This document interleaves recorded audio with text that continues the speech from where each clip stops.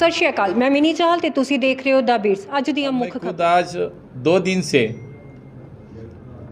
मोगा जिले के इस प्रभावित जो क्षेत्र है, इलाका है, वहाँ पे प्रवास कर रहा हूँ। हमारे नेता जिले के अध्यक्ष मेरे साथ कल से है। मेरे साथ यहाँ के डीसी और एसपी सभी जो ऑफिशियल्स है उनका भी प्रवास मेरे साथ हुआ है। इस जिले के जो प्रभावित क्षेत्र के कुछ जो क्षेत्र प्रभावित क्षेत्र है जो आइडेंटिफाई किए गए, वहाँ मैं खुद जाके आया। वहाँ के किसानों से संवाद किया। बड़ी मात्रा में फसल का, जानवरों का, घर का नुकसान हुआ है और ये सब प्रवास होने के बाद आज डीसी और बाकी सभी ऑफिसरों के साथ एक मीटिंग भी अभी करी है। उसके बाद मैं यहाँ पे आया हूँ। मैंने कहा कि माननीय प्रधानमंत्री जी ने जिस संवेदना से वो व्यक्त हुए, उसके बाद ये सब प्रोसीजर चली है। राज्य के पास भी 12,000 करोड़ रुपए डिजास्टर मैनेजमेंट के नाम से वो भी हर 1,600 करोड़ केंद्र सरकार के अभी जो आए हैं, उसके माध्यम से राहत कार्य कैसे चल रहा है, लोगों की, किसानों की आज इस आपदा में क्या स्थिति है, उसमें और क्या करना चाहिए, इस सभी चीज़ों का एनालिसिस हम सब लोगों ने कल से किया है। और उसमें जब मैं विशेष तौर से इस हमारे मोगा ज़िले का प्रवास किया, 2-4 चीज़ें सामने आई है जिसमें हम तो जो पहले गए थे वो क्षेत्र क्या, वो नीचे धर्मकोट में, लेकिन वो गांव जो था वहाँ हम हाँ वहाँ किसानों से मिले हैं। उसमें एक बात सामने आई कि वैसे तो 1988 के बाद इतनी बड़ी बारिश आई, बाढ़ पंजाब में आई है। वहाँ किसानों का कहना था कि जो एक 7 किलोमीटर का बांध यहाँ अगर होता है, दोनों तरफ से बांध आए, बीच में 7 किलोमीटर का जो अंतर है वहाँ पे एक बांध होना था।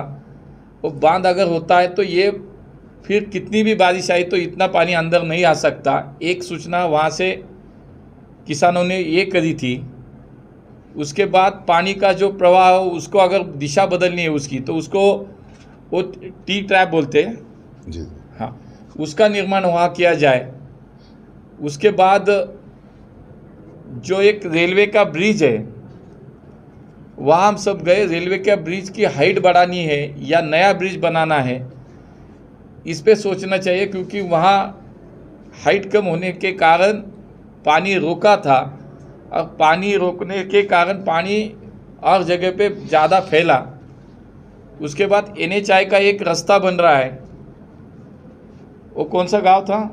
NHI का रास्ता जो जिलान, वहाँ भी हम गए। वो NHI का जो रोड बन रहा है, तो सतलज नदी के ऊपर एक ब्रिज बना है और दूसरी तरफ नदी के बाहर वो मिट्टी से उसको लेवल बनाने के लिए मिट्टी डालने की कोशिश हो रही, क्योंकि वो उनके प्लान में है। लेकिन वहाँ भी ऐसा अनुभव कि वो मिट्टी की जगह अगर पिलर डालते हैं लेवल मैच करने के लिए, तो ये बाढ़ का पानी किसानों के खेती में नहीं जाएगा, वो सीधा नदी के अंदर वो फ्लो में जाएगा। एक कैनाल भी है जो उस गांव के लोगों ने, जो पानी वापस आता है वो गांव में सब जगह पे जाता है, घरों में जाता है, तो उसके लिए उन्होंने बंद किया था वो कैनाल। वो कैनाल के लिए उसमें एक गेट परमानेंट बनाएंगे, तो ये प्रॉब्लम भी गांव वालों का सॉल्व होता है। ऐसे 4-5 जो प्रमुख मुद्दे थे, ये हमने कल से नोटिस किए। उसके बारे में डीसी और बाकी लोगों से आज की मीटिंग में उसमें बात करी। स्टेट गवर्नमेंट और सेंट्रल गवर्नमेंट के बारे में कुछ इश्यूज़ है, वो स्टेट गवर्नमेंट के उनकी अधिकार में आते हैं तो वो सॉल्व कर सकते हैं। सेंट्रल गवर्नमेंट के अधिकार में जो आते हैं, जैसे कि मैंने रेलवे का कहा, NHAI का कहा, तो ये सभी चीज़ें ध्यान में रखते हुए हमारा काम तो यही ख़त्म नहीं होता। 2 दिन का प्रवास जो हुआ है उसमें सब एनालिसिस करके इसकी आज की यहाँ की स्थिति क्या है, राहत का कार्य कैसे चल रहा है, कितनी तेज़ी से चलना चाहिए, कितने दिनों में ख़त्म होना चाहिए, और डिस्ट्रिक्ट कलेक्टर जो है DC के माध्यम से जो प्रेजेंटेशन मीटिंग में हुआ उसमें भी उनको हमने सूचना दी है कि ये कार्य और तेज़ी से चलना चाहिए। सेंट्रल गवर्नमेंट तो बिल्कुल आपके साथ है, प्रदेश पंजाब की जनता के साथ है। हमारे भारतीय जनता पार्टी के भी प्रदेश के सभी नेता, सभी कार्यकर्ता लंगर जैसे भी कार्यों में जुटे हुए हैं कि जहां लोगों को खाना भी अभी नहीं मिल रहा वहां खाना भी दे रहे हैं, लोगों की व्यवस्था कर रहे हैं। तो हमारा यही काम था कि भारत सरकार का एक प्रतिनिधि के नाते जहां हमें दिया है वहाँ जाना है।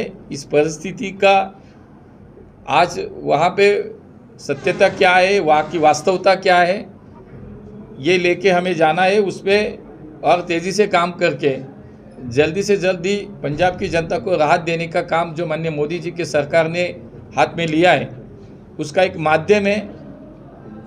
और उसके माध्यम के नाते मैं आज 2 दिन यहाँ रहा हूँ और मुझे लगता है कि सभी हमारे मंत्री ऐसे प्रवास कर रहे हैं।